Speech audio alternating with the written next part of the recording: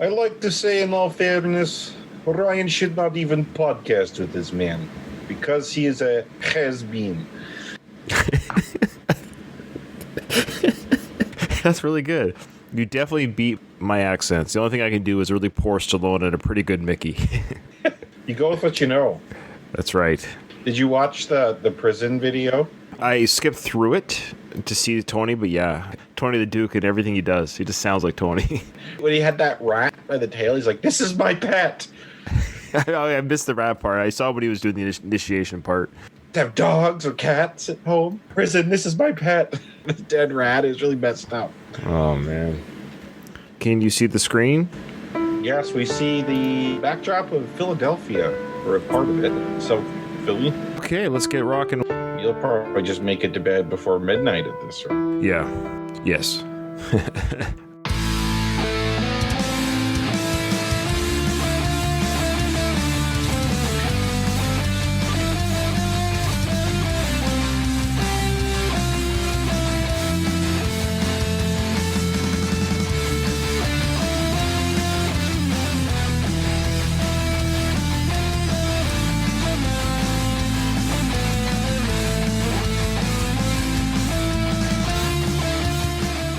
Welcome, everybody, to Going the Distance, the Rocky Series podcast. I am your host, Ryan, and with me today is my co-host, Kyle. How you doing? Doing well. I'm still getting used to the whole co-host tag, though. Feels weird still. How's the little baby doing? He's doing good. Any issues? Are you tired? A little bit, yeah. Well, then let him podcast with me. What's in this domestic stuff? Yeah. Oh, man. I'm excited. I think Rocky Balboa, I know for me, it's the least viewed Rocky film of the series, only because of the nature that it was the most recent of the first 6 films. Thus, I've seen it the least amount due to just, I've seen the other ones, in the 80s and 90s. I've already seen them multiple times by the time this came out in 2006. I don't know what the count is on Rocky Balboa that I've seen. I don't think it's over 10. Oh, yeah. I may have seen it around 10, but I don't know if it's over 10 either. I feel like I know the movie, though, familiar with it. But yeah, you're right. Like, it's not something I grew up with. Like, I remember having Rocky marathons growing up and powering through all 5. I don't know if I do it where I add a 6th one on. The first 5 films, they were the 5 films for, obviously, from 1990 to 2005. That was it. Those were the 5 films. So for 15 years, we had 5 films. We know what 5 is to a lot of people. What I have discovered by doing this podcast and talking to people online on Facebook and the Facebook group and Twitter, there's a lot of love for Part 5. It's not as hated by the Rocky fanatics as much as people think, but it's the most divisive of the 5 films. Agreed. I'd say it is probably the most hated of the more casual Rocky fans, for sure, though. Yes. If you really like Part 4 a lot, yeah, I'm guessing you will not like Part 5. That's the best way to say it. The casual fan will love Part 4. I think the real fans of the series, the people that are fanatics, like true fans, they love Part 1 and they understand Part 5. There's a lot to love in Part 5. So what I'm getting at, though, however, it's still kind of a tough one to end this series on, is what I'm getting at. So 15 years, it was the one that ended the series. I really like the ending of it with him and his son at the steps. They made amends, and there's a Measure of the Man song. I think that's a great ending. I love that slideshow and that song. That's top notch, in my opinion. Agreed. I remember showing the series on VHS back in the day to friends. I remember thinking at the time when I would show the series as a whole to people, kind of feeling, I know we had a lot of fun with Part 4, but just keep in mind, I used to kind of preface Part 5. I used to cushion people for the blow. And yeah. I would tell them, like, it's a totally different tone. They try to go back to the roots. It feels really different than Part 4, but you couldn't not show it. So I always remember feeling like, boy, Part 5 is a weird way to end the series. Not completely terrible. It's just because he didn't fight in the ring. I'll say it 1,000 times. I don't care what anyone says. At the end of the day, I don't care. I know people like the street fight, and I've always said you can still have the street fight. You can have it. But the street fight stops, and they say, we'll finish this in the ring. Yeah. Doesn't have to be at Madison Square Garden either. You could have them have a private fight in that place where Rocky first fought or something like that.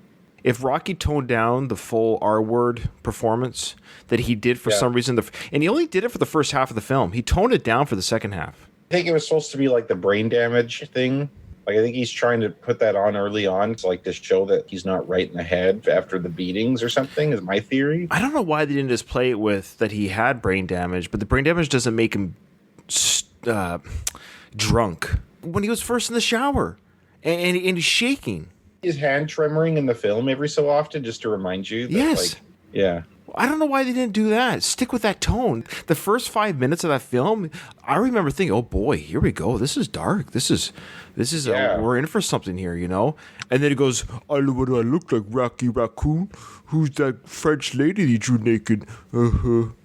Yeah, totally. It was weird. We went from like a real PG-13 kind of intense drama to goofy Rocky, and I was like, and then they kind of toned it down and went to. Anyways, like I've always said, we've talked about Rocky 5. I could talk about it all the time, of course, but if they just said we had the street fight, it got broken up, and Rocky's like, fine, we'll do this. We'll, anytime, anywhere, we'll do this in the ring. You've knocked down Paulie. Adrian sees that too and says, yes, Rocky, I understand. You got to do this. Rocky gets the money and he gives it back to the neighborhood, and he still stays in the hood. He doesn't get rich off this. He gives the money to charity. He gives it to the school system, whatever. He's still a hero. 2 times over, he's the hero. And I've always said that fight with Tommy in the ring, he would have just rolled right over him. And then he could have stood over him in the ring. You and me, Tommy, we were supposed to be like this. He could have said that to Tommy in the ring as Tommy's like, slouched over, knocked out. And that would have been the ending. I don't know. To me, I can't imagine anyone would have walked out of that ending saying, oh, that movie sucked. Yeah. But, oh well. That's history and that's life. But because of that failure of Rocky V, and I think that's what it really was, though there's many great things to love about it, ultimately I believe it was a failure for the series. Commercially, it was a failure. It was, but it was a failure artistically because they weren't too sure about the tone. They started off on the right foot, I think, and then they went really goofy-ish, and then they did go the betrayal of Tommy. I think it's a great storyline. I think it's the only way to go. They should have ended it in the ring, but they didn't. They ended with a street fight, and then sue me for what? But because of that failure, so to speak, artistically and financially, ultimately, at the end of the day, Stallone said, let's do part 6. And now, circling back to part 6, we'll get into talking about the scenes we're going to talk about. I think it's the least filmed of all the films in Rocky. I think it's the least viewed film, of all the Rocky films. Due to it's only been out for 14 years compared to 43 years. You're a Star Trek guy, yeah? I do like Star Trek. I've seen every single series. And in the movies, right? Yep, of course. Star Trek 5 sucked too. It's funny. The Final Frontier. Yes. What does God need a starship? That one was shit too. I don't. It's weird. Just unlucky, I guess. Well, I shouldn't say Rocky 5 is shit. Well, it is. It is, but I love it. I love it because I see the good in it. But ultimately, it's still an artistic failure. It had 2 different directors. You can tell there was 2 different directions that the movie is being pulled in. It was disjointed. Yeah. I agree.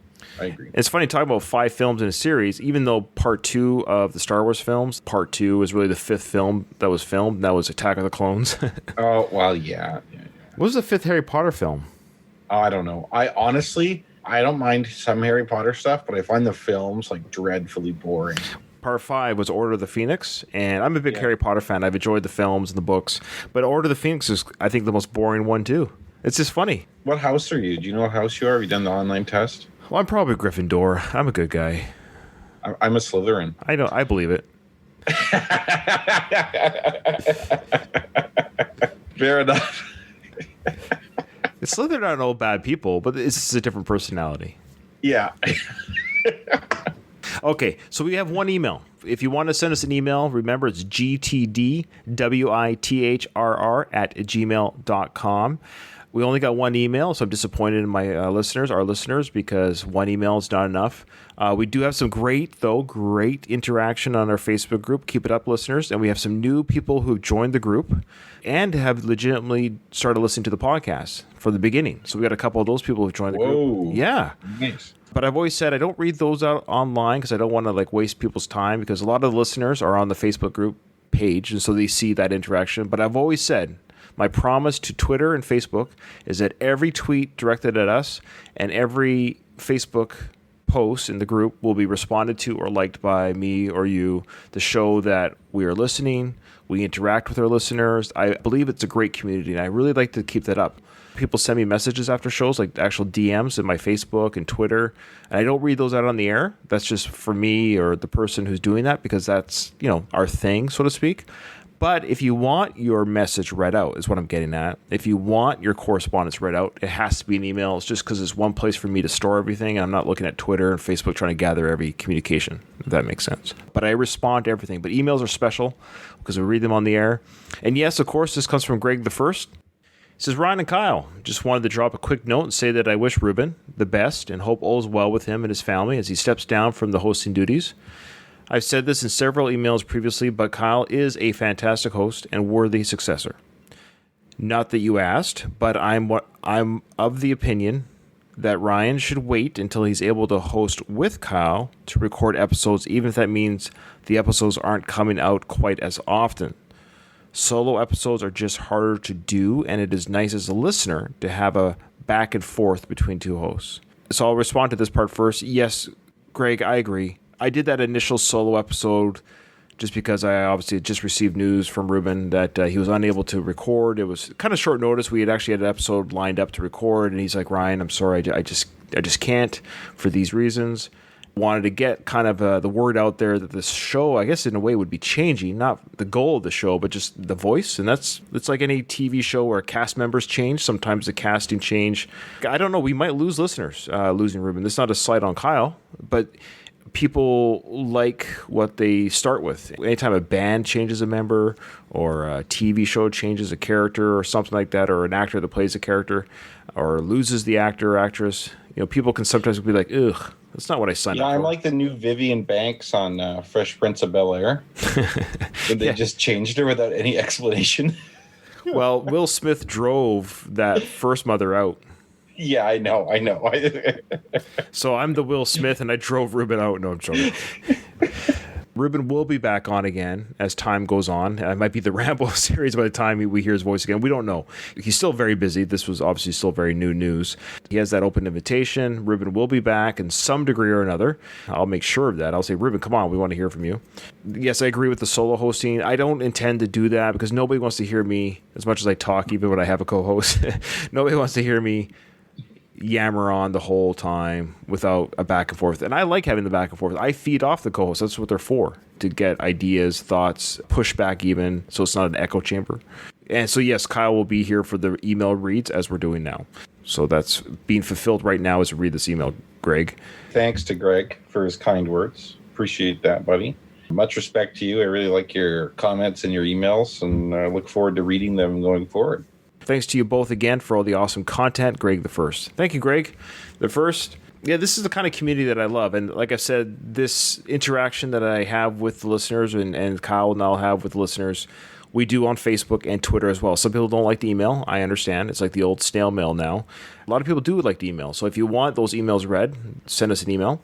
Also, if you want to donate to Patreon, please do. We do not have any new ones to speak of, but that's okay. I am not butthurt about that, but I will make the plea because we have new listeners all the time, and we do have new listeners every month. I won't say the numbers that we get per month, but it's interesting because I know how many episodes I release in a month, which is like 4 to 5. But for example, we had more downloads this month than the month before, but we only had 4 new episodes or whatever for the month of February, if that makes sense.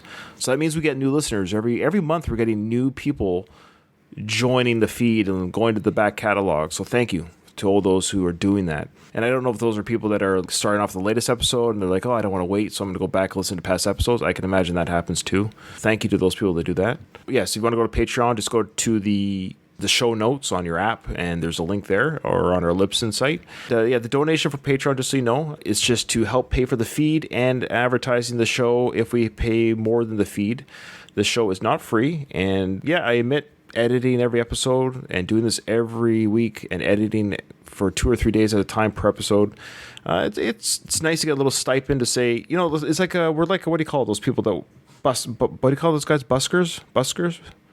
Yeah, like on the street, like playing music or whatever. Yeah, busking, yeah. Busking. And that's how I feel this is. I'm going to perform on the street corner whether I get Patreon or not. But if you want to throw a couple dollars our way to say, hey, thanks for all your work and your entertainment while you're vacuuming or doing chores or driving your car, well, by all means, that means a lot. That's all we are. We're a busking podcast, but you're going to get a show regardless if anyone shows up or not. Lastly, follow us on Twitter. Follow Kyle on Twitter. You didn't get any new followers this week, so I'm kind of disappointed in that. So follow Kyle on Twitter if you haven't already. If you don't know his Twitter handle, just go to our show Twitter, and it's in the bio there for you to follow. Oh, last thing, leave us a freaking review, too. We haven't got a new review like in 2 months on iTunes. Again, I know the numbers that we're pulling every episode. You guys are being selfish, and the 80% of you... Oh my God, Ryan.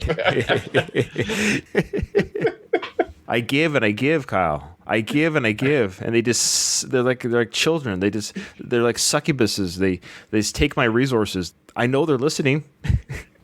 They're there. They're downloading every week, and they're like, "No, I shall not offer any support." So please leave a review before Ryan has a complete mental breakdown, and I'll have to do solo episodes. For anyone that has done any kind of artwork or any kind of anything, it's just nice to be appreciated. It fuels the creativity fire. That's all. If I truly believed nobody was listening, nobody cared, of course I would stop. I would. It's a lot of work. Basically, if nobody listened and nobody cared, well then, right now Greg the First is carrying the torch, but it can't just be him all the time. Okay, let's get into it. Let's go. So where we last left off, long story short, this last episode, Rocky offered little Marie a job at the diner. And here's the next scene. We cut to Shamrock Meat, a lot of dead cows hanging, and I think we're going to see Paulie get his walking papers. Did you notice, too, this place looks a lot cleaner and nicer than Shamrock Meats back in the 70s? Yeah. I mean, this is now 2006. Standards have increased since 76. I find like the 70s in general seemed like a more grimy time. Everything from the 70s you see seems a lot like dirtier and just worn out and crappier. No, I agree with you. 70s were dirty. Paulie's working on his meat here. It looks like he's packaging some meat. The foreman caught him painting or something. Well, they got to know he paints. For all we know, though, to be fair to Paulie, maybe he paints after hours. It's weird that he sets up his paints at the meat factory, though, to begin with. That seems like a Paulie move, though. Like, he just doesn't give an F. Right. Where it's like someone else will be like, I don't want to get fired, and maybe they'll get mad at me if I do this. And Paulie's just, I've been here for like 30 years or whatever. I can just do what I want. So he's given his walking papers really quickly here. Guy walks up to him and just hands him the paper, says sorry, and walks away. And you know he's kind of an authority figure because he has a red hat, and the other guys just have regular white hats. Yeah. There's like a guy who's kind of like his lackey that follows him around. You see that? His lackey jumps back a little bit like he's going to get punched by Paulie. I always thought he kind of tripped, but I can't see anything he tripped on, so that's probably what it is. That's hilarious. So the little lackey that's following the boss man with a clipboard jumps back like Paulie's going to take a swat at him. But let's watch that again. Paulie doesn't make a lunge for him. I think he just probably tripped on his own feet. No, he trips on the pallet. His right foot hits the pallet there with the whatever the box is on it. Okay. But he looks nervous as he runs up with the boss there. It's weird. A weird acting choice on that extra's part. He does seem like a lackey who's always kind of nervous and not sure of himself, though. He really put himself into that role. But like that guy who let Paulie go he talked to him for like a second and then handed him a paper, and then Paulie just throws it on the ground because he's obviously distraught and doesn't care. Right. The next scene, you see him walking into Adrian's. Marie she's at work now, and she's looking good. She looks great.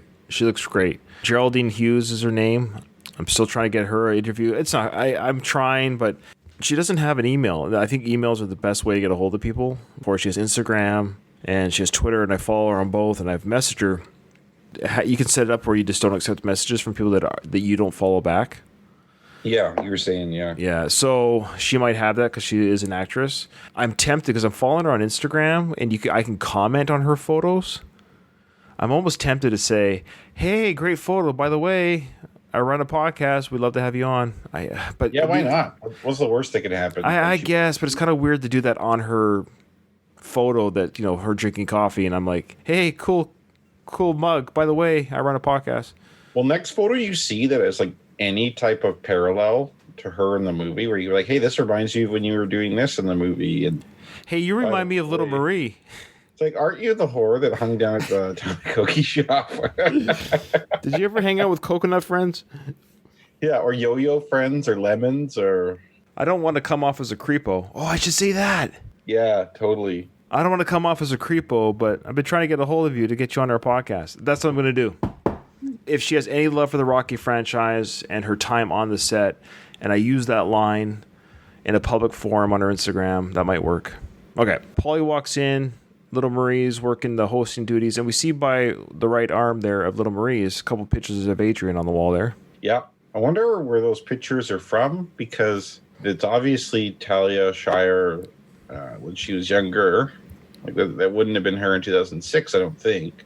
Especially the one on the bottom. So they had to get photos of the actress, right? Yeah, those are probably like some sort of studio shots or something. One looks like from a movie, like this one here on the bottom. Yeah. That was like a glamour shot. I'm just curious, where do they get those? So Paulie walks in.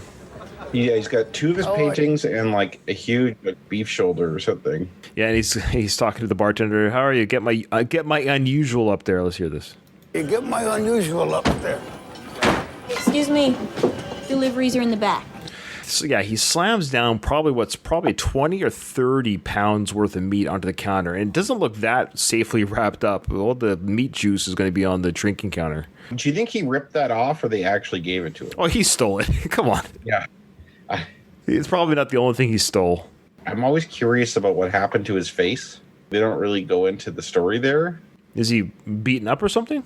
Yeah, look at his left eye. Little Marie sees him come in, and she doesn't know who Paulie is, obviously, even though he's been in the corner of Rocky's fights, but we can assume that Little Marie doesn't know who Paulie is. So he tells Paulie, hey, look, because he looks like an old delivery guy for the meat, and she's like, deliveries are in the back, not here on the drinking counter. She's looking good, too. Holy cow. Yeah, she looks great. And yeah, she looks really great. I love how she's been here for like 2 days, but she's already got that authoritative, no nonsense. So I guess she's dealt with those type of guys in the bar all the time. So she's used to dealing with drunks, so she's dealing with Paulie. Oh, yeah, exactly. She probably smelled him before he came through the door. I'm not a delivery guy. Well, do you have a reservation? Do I look like a freaking Indian? I love her eye roll when he says that joke, like, oh my gosh, who is this guy? Paulie, with that joke, he had that in his back pocket. Do I look like a freaking Indian? Oh, my goodness. I remember I had a group of friends over to watch this movie, like maybe like a year after it came out. Some of the friends were kind of SJW types and some weren't. And when he made that joke, half the room was like, oh, and then the other half were cracking up laughing at that. It was really awkward. Does this movie get written this way in 2020? Also, I think we should say something too. Maybe our American listeners can correct me if I'm wrong. I think the term Indian in the United States isn't considered as offensive as it is up here. For Canada, the term that we use here is First Nations. Or indigenous. Or people. indigenous, yeah.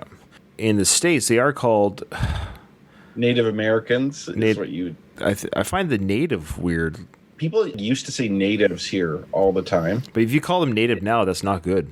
Yeah, that's offensive. If you call someone a native up here, that's not It seems to me, at least not in the past, Indian seems to get a bit of a pass in America, more so than up here. So like the people I was watching the movie with were Canadians, right? So they found the Indian thing, of course, more offensive than maybe people down south. I could be wrong. I don't live in the U.S., so I don't know. For what I see on TV, American friends I know who use that word, it seems to be that's not that bad. Sorry, everyone knows Paulie's an idiot too, like the audience. Yeah, so when he does this and he laughs, we're not necessarily like it's.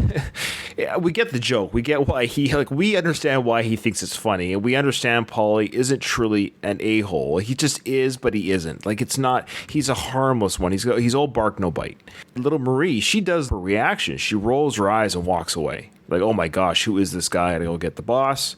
Paulie's racist. Yes, he is. Yeah, at the end of the day, he is. Paulie's offensive. This is within Paulie's character. That's something Paulie would say. Hey, Rocky. So she gets Rocky's attention to take care of this guy. I love how Rocky almost runs into one of the waiters there. Yeah. And like that waiter smartly stopped and let Rocky go. Oh yeah. I wonder if that was part of the script, was just an almost accidental collision. I think it was probably accidental. The first thing they teach you, I think, in acting school, which I don't know if they teach this, you just keep rolling. The tape's rolling, right? You keep moving forward. It's like real life. Like you said, now we don't know if that was rehearsed or not, which makes it more realistic. Exactly, yeah. So she says, we got a little bit of a problem here, and Rock goes, a problem? No, he's just a relative. No, he's just a relative. Oh, okay. Yo, Paulie. So Paulie's already asleep on the beef. Yeah, like how much has he had to drink before he came in here? Oh, his eye is puffy there. I forgot. That's what I mean. Yeah. We're talking about scenes that I don't even remember what happens here. I forget. Paulie pretty clearly got hit in the eye, most likely punched. Maybe when he stole the beef? Yeah, maybe. It could have been something at work, or he could have been on the street and someone said something to him, or he said something to somebody. If you're drunk and you're like Paulie, you probably got to say things that piss people off. Yes. What happened to your eye? I hit it. Why? Needed to. What happened? I'm celebrating, Rock. So he says that he hit it, and Rocky's like, why? And he goes like, I needed to. The way that Burt Young acts that part was really quite good. Yeah. I don't think he hit his own eye though, unless he like fell or something and hit himself in the eye by accident, like on something. It's like that scene in Fight Club where Edward Norton's character beats himself up in the office. Yeah, and I'd like to look at Paulie's drink there beside the meat. So it looks like whiskey, probably. I'm guessing that is because I pour heavy for my own drinks. Once I poured myself a drink, and my wife said, that's a ton of booze. And I said, that's just a single. It ended up being like 3 shots. Yeah. And it's nowhere near that high. That's like 5 or 6 drinks in my glass, at least. Oh, he's got an iron liver. Yeah. And he's probably tied on like a half a bottle before that, too. So. And he's not paying for that drink either.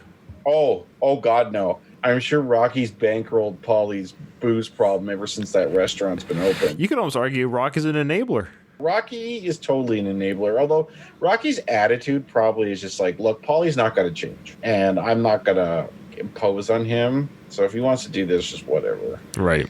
So Rocky's like, why'd you do that? And Paulie's like, well, I retired. Why? I retired. Retired? Yeah. So when they start giving retiring people meat instead of watches, Paulie? He's playing drunk very well here. Yeah. He's the second best drunk actor I've seen, probably. The only person who can play drunk better is Jim Ducksworth, who played Mr. Leahy in Trailer Park Boys. So to our listeners, that's a Canadian show, but it's on Netflix. It's pretty good. I think a lot of American people do watch that show. I think it's pretty popular on Netflix. Yeah. So if you don't watch Trailer Park Boys and you like watching drunk people and people do dumb stuff, go. So Rocky calls him out and says, when do they start giving out meat instead of watches when they retire? And he's calling out Paulie, Paulie's face of like, how effing dare you, Rock? Let me grieve for a second here. Yeah, he went from like happy drunk to mean drunk. And I'd like to point out that Paulie hasn't been mean drunk since the first film. No, Rocky 3. Oh, yes. Okay, that was a huge screw up of mine. That's okay. It's okay. No. When he threw the bottle and then also fought Rocky in the parking lot, goodness, yeah. So never mind. So there's been a couple scenes where he's been mean drunk. Yeah, 4, he was a passive drunk. 5, he was accepting his fate drunk. Yeah, but he's been generally fairly silly Paulie for several shows. Yeah. Several films. Well, he was full silly in Rocky 4. Yeah. We're starting to see some of Dark Paulie, which I like. I think that was some of Paulie's best moments for the first film was when he was like really dark. The Paulie character, he's gone full circle too, back to his roots of being an angry drunk. There you go. Yeah. He's a tragic character of the series because he never redeems himself quite well. Even at the beginning, when he's talking about Adrian, he's like, I can't do any more of the sightseeing stuff, of course you want to do this because you were good to her, I was terrible to her, And he's acknowledging his mistakes, but he's just not happy. He doesn't redeem himself, but I kind of like that because there's a bit of realism there because most people don't. Yeah. Especially with addiction and stuff like that. A lot of people get over addiction, but I think most addicts don't. Alcohol probably either ruined his life or severely diminished his life. He's facing those consequences. I don't need a watch. I got a watch. You gave me a watch. Speaking of Rocky 3, I love this little callback here where he talks about the time that Rocky did give him a watch. Okay, now we had a conversation about this. Yeah, it was you guest host on that episode, I believe. Yeah, because I was saying in that parking lot fight, which I'd forgotten about, kind of embarrassingly, I should know that. Good, this is putting you back in your place. Maybe Greg the First won't think you're so great after all.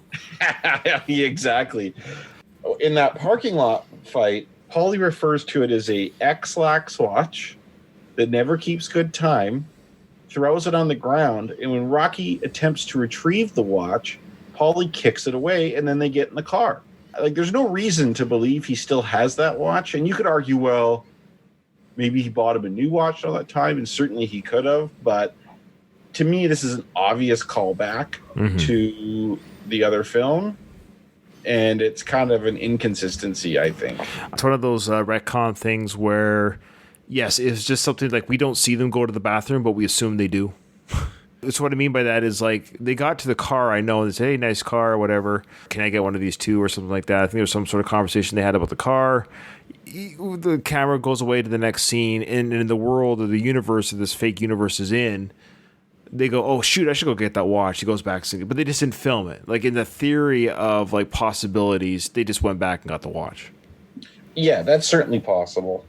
It just wasn't filmed because they didn't know they're going to have a Rocky Balboa in 2006 to talk about it. But yeah, it is a callback for what we call in the movie business an Easter egg. People who have never seen, like who have seen maybe just part 1 and they go to part 6, it works either way. Like if you haven't seen part 3, we just assume Rocky has given him a watch over the last 30 years. It's not, they've had 30 Christmases since part 1. Yeah. So, but it's definitely a callback to Rocky 3, the watch scene. Paulie. God, I don't need a goddamn watch. Yo, Paulie. I got a watch! I got 2 watches! Yo, Paulie. So Paulie's walking through the restaurant, yelling these things back at Rocky. I don't need a watch. I've got 2 watches. Now he says 2 watches. I wonder what that one's about. All those Christmases and stuff, right? He probably accumulated some watches. Or maybe borrowed one of Rocky's watches and never gave it back. So he's yelling, I've got 2 watches. So everyone's like, oh boy. One lady here, look at this lady here. Oh my, she's like really, somebody's yelling in a public place. She's really quite taken back. This guy here looks like Adam Sandler from Uncut Gems. You saw some people earlier in the scene too look really like weirded out, people closer to Rocky. I find the patrons' reactions to be pretty realistic for a scene like this. Mm-hmm. They're looking legitimately shocked. Whoever the extras here are, I think, did a good job.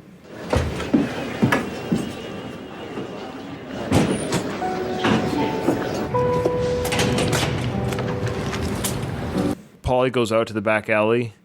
Rocky goes out there to talk to him. Now, there is a deleted scene here. Yes, there is. Do we talk about the deleted scene or no? We could. I don't recall it, to be honest. I remember watching it, but I actually don't quite recall the content of that deleted scene. What we'll do is we'll play out this scene, and then we'll go to the deleted scene. I remember thinking it was a good scene. And then Paulie, I guess, left the meat there. He took his paintings, but... Oh, we missed the deleted scene here of Rocky waking up, they call it. Oh, yeah. He wakes up and then he walks into, like, Paulie's room, and he has all these empty booze bottles and, like, newspapers and stuff everywhere. There's a few... what we could do? We could almost do, like, an episode of deleted scenes. Maybe we'll do that instead. We piece them all together. There seems to be quite a few deleted scenes, probably 5 or 6 from Rocky Balboa that are on YouTube. Make an episode of that. Okay. Then we could discuss should not they kept it. Because Stallone is the king of deleted scenes.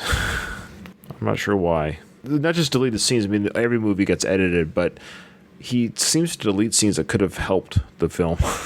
Yeah, it's funny because, like, in some films, you see a deleted scene, although the production quality is poorer on it because they haven't invested money making it look really good, like the rest of the film, you can really easily tell why they did it. Oh, yeah. Some of the ones here, you're like, oh, that was actually pretty cool. So now they're in the back alley. Rocky's going to talk to him, and keep it in mind, there is a extended part of the scene. Is probably a better way of saying it. They deleted some of this conversation out, we'll do an episode of deleted scenes at the end of the Rocky Balboa. But let's see how it plays out for the theatrical release here. And I like to say, we had a conversation about the deleted scenes before, whether they're canon or not. Oh, yeah. I think deleted scenes like this one might be, because they don't really contradict scenes in the existing film. I'm not as hardline as I probably was last episode. Now I've had time to think about it. I would say if a deleted scene makes the DVD extras, it's canon. If it doesn't, how do you know it exists, right? Some deleted scenes are on the internet for somehow or some reason for movies. I don't know how. But that's a good question. I've always said that because in theory, author of the script wrote that, the director made it, and then editors and director together says we don't have time for this, or it doesn't quite flow very well. So in the author's or the creator's mind of the story, whatever story that we're talking about here, it has to be canon because it was filmed with the film. Yeah, that makes sense. Yeah, it works. But you could also argue, yes, they have changed endings and changed scenes after certain scenes were filmed, so thus they had to be deleted. That happens too. Yeah, I would say probably a nuanced approach. I think deleting can be canon, but you have to use judgment. I would say what you just said at the very beginning. If it's filmed, it doesn't change the story, meaning like, for example, a deleted scene showed Adrian alive in the film. Well, she's not alive. Yeah, or if it's an alternate ending that's totally different and contradicts the ending that's in the film. And that will be our discussion for this film, because one of the deleted scenes is an alternate ending to the film. But they don't usually call it a deleted scene. They'll call it an alternate ending. So this is tough. Tough call. Yeah. Okay, here we go. Here's how this scene plays out, though. This is the theatrical scene. Yo, Paulie. Rock. It takes guts climbing back in that ring knowing you're gonna take a beating. Of all the things for Paulie to say right there, and I think this is where the deleted scene happened before. There's a conversation they had before that part, but Paulie says here, it takes guts. It's true. It would take guts to climb into a ring knowing that you're going to fight someone, 35 years your junior. Yeah, and it's reminiscent to Rocky IV when Paulie acknowledges that Rocky's basically insane to climb into that ring. Yeah, when he says, remember that when I said I could be anyone, I want to be you? Well, yeah, not today. Yeah. It does take guts, absolutely. But that's Paulie's way of saying, you're more of a man than I'll ever be, or I recognize who you are, or you do have strength of character, physical strength, and all those things that Paulie obviously at this moment is just feeling very down with himself. He's broken down and he's being more emotional than he otherwise would be. And Paulie's not one to compliment a person, typically. Paulie has to kind of be in a place to be able to compliment, because he's usually fairly negative otherwise. Remember when he complimented Adrian on how she looked at one time? Yeah, how did he say it? He goes, not looking half bad or something. No, he says, you actually look pretty good. Yeah. Was it pretty good, or you actually looked... Not that bad or something. Yeah. I remember it being slightly backhanded or almost sarcastic, but it wasn't sarcastic. Just a little bit offensive. But do you remember what scene it was? Oh, the wedding. Nope. Yeah, I think it is. No, the wedding. Remember the wedding? They cut right to the wedding with the picture being taken. It was before the statue ceremony when they were in the mansion. And Adrian comes down to grab Rocky at the dining room table when they were telling Paulie, hey, no beer for the kid. I think there might have been something for that wedding too, though. Like when they have their little chat and then Gazzo talks about condominiums. Maybe. All right, maybe. Yeah, I'm sure our listeners will tell us. Look it up. I'm not on my game tonight, obviously. Well, you got a young child. Exactly. You go. I had my karate grading today. Oh. And at 3 hours, it almost killed me. So I'm pretty tired right now. You're pretty punchy right now. Yeah, I am. That's all right. Go the distance. We're almost done. You're gonna do all right, Rocco. How do you know that? The stuff in the basement.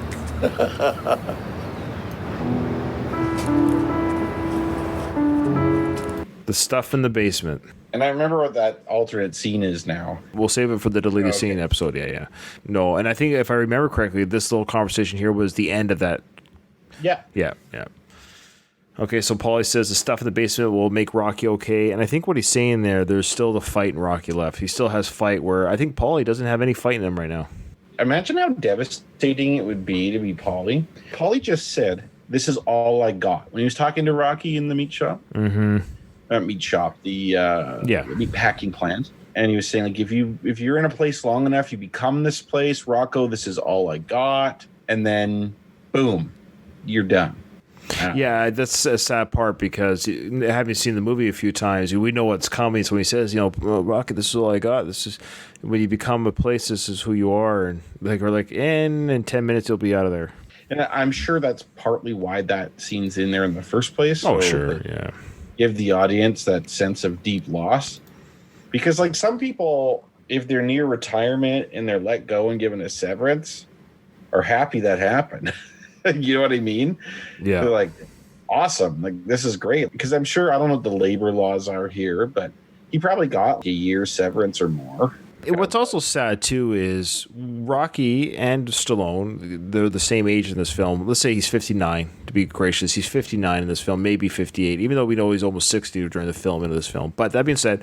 Paulie's older than him. Yeah, he's about 4 or 5 years older in real life and in the film, I think, because he's older brother to Adrian. So he's 65. He's already at the, theoretically, he's at the age of retirement. But what makes it sad is it just shows the plight of Paulie that he can't retire. He can't afford it. Yeah, well, I think he lives with Rocky and he'll get Social Security. So he could probably have enough money to like buy booze and mooch off Rocky's food. Yeah, I was going to say, there's no way he'd be destitute. He could live with Rocky for free because Rocky can afford his own apartment. So he was unionized.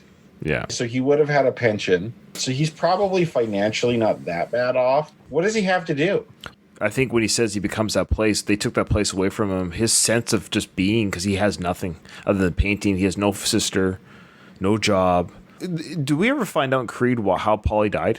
No, but cirrhosis of the liver is probably the most probable. I was going to say, I wonder if that's kind of implied that he is only, let's say, 65 here. Creed comes out in 2015. That's only 9 years. So he died by the age of 76, if not before. I don't know what the date was on the gravestone for Paulie. So he died in the 9 years between these events and Creed. He's dead. I would assume drinking killed him. What did Ghost Mickey say in Rocky V? When you just you get older and you keep losing and losing and losing, and all of a sudden you got no reason to live. Yeah. Nature's smarter than people think. Nature's smarter than people think. And I just said that, you dumb gringo. Yeah. I wish imagine if that happened in the dream sequence. Yeah.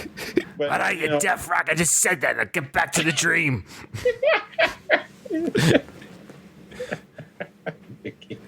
Oh, man. This is why people come back to the show week after week, is little nuggets like that. Exactly. But yeah, that's common. When people retire, they're lost. They talk about retirement like it's this awesome thing. Like, finally, after all these years, I don't have to work again. Then they're off work, but then they no purpose anymore. And they're miserable. And that's probably what Paulie's happened to. I will say, Kyle, challenge accepted. I would love to buck the trend. I would gladly... Prepare in advance, my friend. Prepare in advance. So when you retire, you'll have stuff to do and a purpose. Well, podcasting full time. People do that in their 60s, don't they? Yeah, I'm heading to Miami. Okay. They need gigolos there. They need what there? Gigolos? Oh, yeah. Yeah, that's right. That's right. Paulie. I forgot about that. Paulie wanted to go to Miami in part 5. And be someone who gets paid, not pays, but gets paid to have sex with women. Ryan, I think you could do okay. No, shush you. You're a fit guy, man. No. You're fit. You'd be good. I'm not fit. I'm all right. Oh, you're okay. You run like miles and miles and miles, and you don't have a huge tummy. Yeah, you're all right. Stop I'm it. trying to come on to you or anything. I'm just saying. Kyle weakens legs. All right. Yeah. Yeah, Ryan, can I please not be celibate anymore? Because Ryan told me when I became a co-host that women weaken podcasting. And so... Well, let her podcast with you then. Get your chicken asses out of here. Rocky gives a little bit of a smile, and he thanks Paulie. I just want to play that. Thanks, Paulie. Thanks, boy. There are fewer patrons than when Rocky left. Few that maybe they were heading out. The two tables at the end are gone. A bunch of people on the left-hand side are gone. I wonder if that fight caused a disturbance. Maybe. But don't forget, there's a deleted scene, so maybe 10, 15 minutes have passed. A couple of people walked out to take their checks, or who knows. The next scene, we won't do it now. The next scene is when the promoter for Mason Line Dixon comes to visit Rocky. So Rocky's got a busy night at the restaurant. Ooh. This is an interesting one. I'm really excited to talk about this one. Yeah, that deserves a whole episode. We won't. Stallone, thankfully, gave a clarification on something that was said in here. It could be interpreted a bunch of different ways. Good tease. Yeah, exactly. Speaking of Stallone and news, we forgot to mention at the beginning of the show, before we end here, Creed 3 was officially announced. Oh, yeah. Yeah. Wow. Stallone's not in this one. What we know so far, correct me if I'm wrong on the social medias or email, Stallone is not involved in any way, shape, or form. As it stands right now, he will get characters created by. That's it. Yeah, this is the thing. I like Michael B. Jordan. I think he did a good job in both films, especially the first Creed film. That said, without the Rocky Balboa in the movie, I do not think it'll be successful, and I don't think I'll enjoy it. Like, a huge part of why I liked that movie was the connection to Rocky, and seeing Rocky there, and seeing Rocky in a different capacity. And now he's not there, and it's just about Adonis Creed, who has gotten past a lot of his daddy issues already, and is the champ, and be Drago's kid. What is this? Like, it's a totally different thing, and it could be good, but it's really an uphill battle, because a lot of the people who got on to watching this did so because Stallone was in it, and now Stallone isn't. You're fighting expectation that's already there, and I think that's really dangerous. Oh, yeah.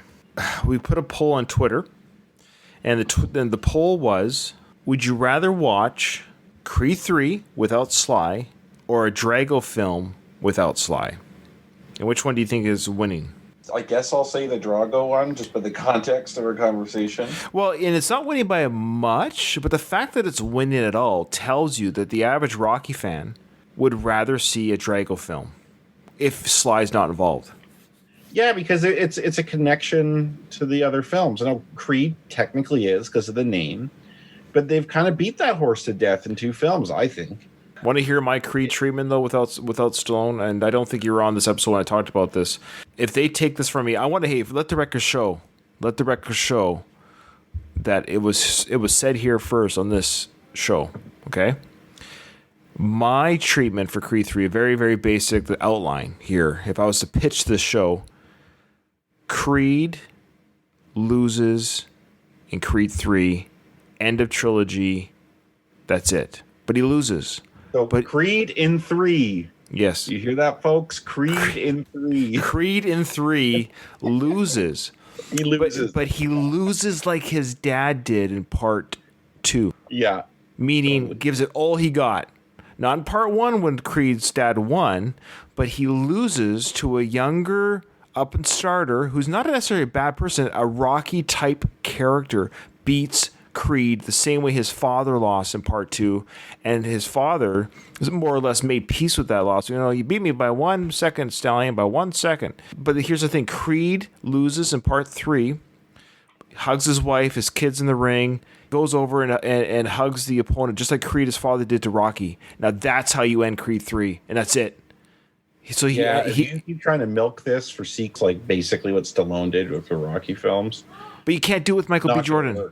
You can't do it with the Creed character. You can't do 7. You can't do 6 films. No. I know I've kind of shat on Michael B. Jordan here and there. Part of it, I think, is his fault. I don't think he's got the charisma I think he thinks he has. I think Agreed. You agreed with me? So, no, I don't think he's got the charisma that he thinks he has. I think he has been blessed with good stories and good directors and good character arcs. I don't think he brings much to the characters. I like him as Apollo Creed's son. He's believable as Apollo Creed's son. And I think he has decent chemistry with Sly. Yes, that's the thing. That's right. The best scenes of Michael B. Jordan are the ones he has with Unc. Exactly. And that's being pulled out. So he's screwed. Exactly. So the way you end part 3, I'm going to say it again. Basically, it's the movie that Apollo should have had. And that's how they have to make part 3 of Creed. That we see Creed with his family saying something like, you know, the fight's a joke, you're a joke, whatever it might have been, that type of thing. But we see him overcome that we see he doesn't lose his family. He doesn't step out on his wife. So he corrects all the mistakes that even his father made. And so even after a loss in the ring, he still gains his family, keeps his millions, doesn't do anything stupid, doesn't Yeah. fight somebody dumb in the ring. He steps down as like, you know what? I had my run. I was champion. But like old champions, time beat me too. Just like it beat my father, it's now beaten me, and I'm going to move on. But I move on with my head up held high. I left out on top. I know when to quit. I know when to throw in my personal towel. Okay, I have an idea though to what you said that I'd like to tweak a bit. Mm-hmm. I want to see him cheat on Bianca. No. Okay, just hear me out though. He cheats, but then he realizes that who he's becoming. That he's perpetuating the cycle, that he's doing what his dad did. Say he gets a woman pregnant or something like that. And then you have the drama in the show where he has to fess up to Bianca, or maybe she finds out or something, and he has to make some decisions. And maybe it screws up his training and he goes into the ring and he's not ready, or times beat him or something like that. Like, you got to throw something in there that, like, a big obstacle he has to overcome personally other than the fight. That's the bread and butter of the Rocky movies in many ways, where he has like some personal thing he has to deal with. And then once that's over, he can get on with the training. That might be an issue to look into that. Maybe the infidelity. Maybe he doesn't actually commit this sexual act, but enough of something where it challenges their marriage. He wins her back. He trains hard, but he still loses in the ring, but he gains his family. Yeah. Because you can't have two fights again. You can't do that again. You can't. You just can't. I don't know who's going to write this thing, but they have a big road ahead of them, because you can't have him lose and then win again. Because they were able to just barely get away with that in part 2, where he quote unquote didn't lose that first fight because it was a technicality, but we know that he lost in the physical sense. Yeah. But he did really lose, because he would, even if that thing didn't happen, he was done. Oh, he was dead. So you can't have him lose and then win it again in part 3. That's just like, okay, like really. So I think what would throw everyone off is that he technically, not a knockout loss, both go the distance, but the other guy gets more points or whatever it is. Yeah. Then they hug, and he hugs his wife and kid, and there's a little send off of them, some sort of happy ending where he's working in the ring, helping the youth, and he's living a good life as a retired, like a Kobe Bryant type person, giving back to the community as a champion. That did Kobe Bryant win his last year in the NBA as a champion? Every champion, time gets you. You're not going to go out as a champion in every part of your life. It's okay to lose. I could see him working in like Compton or some area like that in Los Angeles with kids that are juvenile troublemakers or something. Or like he rebuilds Tough Gym in LA. Wait, did something happen to Tough Gym? I can't remember. It was just beaten down. Who knows? Okay. Yeah. I've had this thought in my head for a while, and I just want to inject it now before it's too late. Sure. I had a hard time letting stuff go, and I wonder if he'll sneak back into that film somehow. No, I'm gonna make a friendly wager. He does not get involved in Creed 3. I think yes, but I think the problems he had with Creed 2, his pride, which is nothing, that's not to make him a bad person, his pride, and I don't think he's on friendly terms with Michael B. Jordan. Okay, fair enough. There's some talk about another Rocky film where he trains an immigrant boxer from Mexico. That sounds interesting. And that's what he'll do. And I think that's his way of ending the series on his term. I think he wants to do, if he were to do another film as a Rocky character, he would do it on his terms with the Rocky title. And that's his way of saying, it was fun doing the Creed movies, but I'm going to still end the series with Rocky 7. Honestly, the time I'll fully believe he's done doing Rocky is when Sly Stallone is no longer walking the earth. Honestly, I think he means it when he says that he's not doing it anymore. But it's kind of like, I'm going to quit smoking. I really mean it this time. And then like the first few days, you're gung-ho. And then the cravings really start to hit you and you're like, screw this. I really want to start smoking again.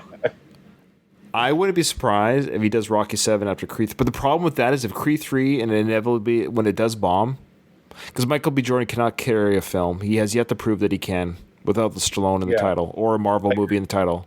He had that one courtroom drama film that came out. It died at the box office. It was dead on arrival. The Black Panther he was in though, but he's not. But that wasn't him. Yeah, but I could have started Black Panther as Black Panther, and it would have made money. Well, there is a certain feature you have that would probably make you less likely. That was the joke. Okay. Sorry, I'm dumb. That's what I mean. It's like I could have started Black Panther, controversy and all, and it still would have made money because it's Black Panther. I mean, it's a Marvel movie. These movies make money. People go to. I mean, Ant-Man was a success. Ant-Man. If you can make 2 Ant-Man movies and have them successful, it's got nothing to do with Paul Rudd, and I like Paul Rudd, but Paul Rudd's not bringing in $100 million movie as a Paul Rudd film. It's Marvel. Not yet. But you know what I mean? It's Marvel that's doing this. Yeah. The days of actors carrying movies are over. It's all franchises now. Which I think is sad. Honestly. It is. Plus the way the movies are now. The days of movies starring Tom Cruise, a movie starring Tom Cruise in the 80s and 90s made money because it was Tom Cruise. Yeah. Now it's no, Tom Cruise is making the Mission Impossible films and Top Gun Part 2 because franchises make money. Yeah, and it's funny because like it's kind of ironic because even though I like the Rocky films so much, as a general rule, there are some exceptions, but as a general rule, I hate sequels. Yet here we are. I mean, hate sequels in general. To me, it has to be pretty good for me to want to watch it. Yeah. This has been a good discussion. I hope our listeners have enjoyed our thoughts on Creed and the Creed films that are coming up and Creed 3. And I guess the question will be, how do we tackle the Creed 1 and 2 films with Stallone? And do we even tackle a Creed 3 film in this franchise? And I tell you right now, if there's a Creed 3 film without Sly, it's not going to be a whole season. It's going to probably be an episode. I don't know. I don't know, man. Can okay. I don't want to dissect a movie that, because it's not a Rocky movie. No, that's what I mean. Why is that in it, right? And like Creed is a Rocky movie. I don't give a shit. I'm just gonna say it. It's of course you're not watching Creed Part 1 and 2 without Stallone.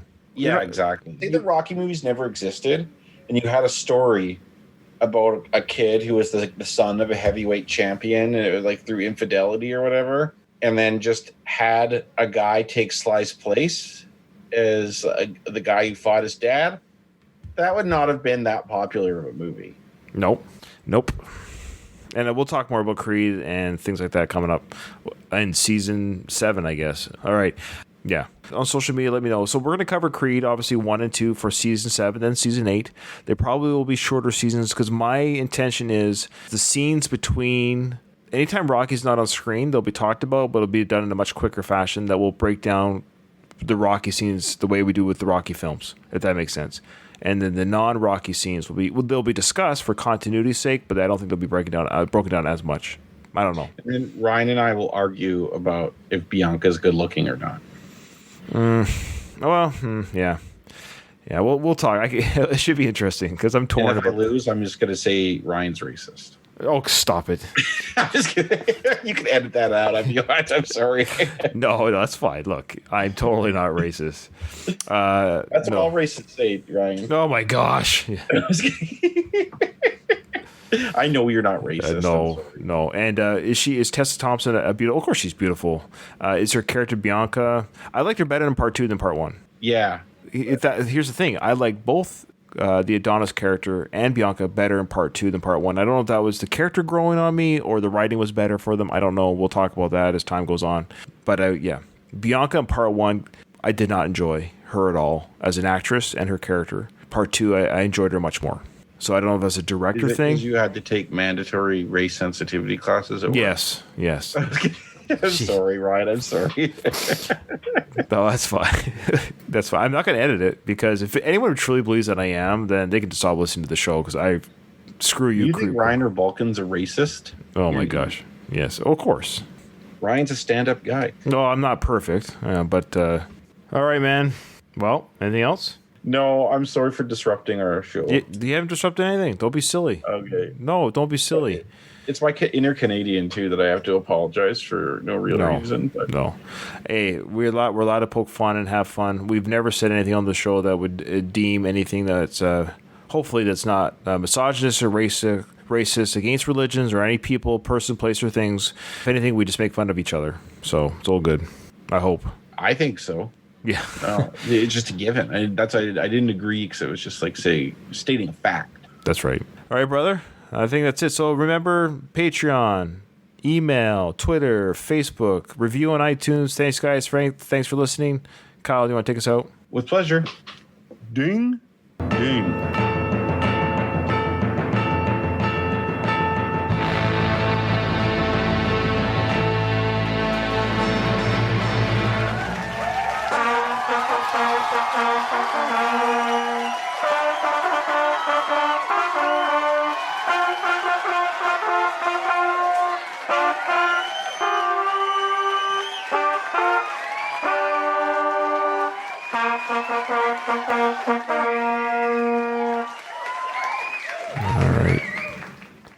Thanks, brother.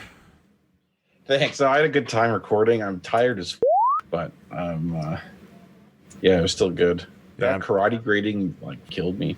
The dojo has this mirror in it, big mirror, and you could not see that mirror at the end of the training. It was just totally fogged up. I am too old and fat for that shit. I'm too fat. I'm not too old, but Stop it. You're a good man. well, thanks for having me on again, Ryan. You bet. I'm co-hosting, but No. everyone. Every episode is a privilege. Absolutely. No, it's a privilege. Go up, Ryan. Every day is like a privilege. We'll try again for next Saturday if you're able to. Yeah, it should be fine. All right. All right, brother. We'll talk to you soon. Have a good night. Yeah, you too. Thanks. You bet.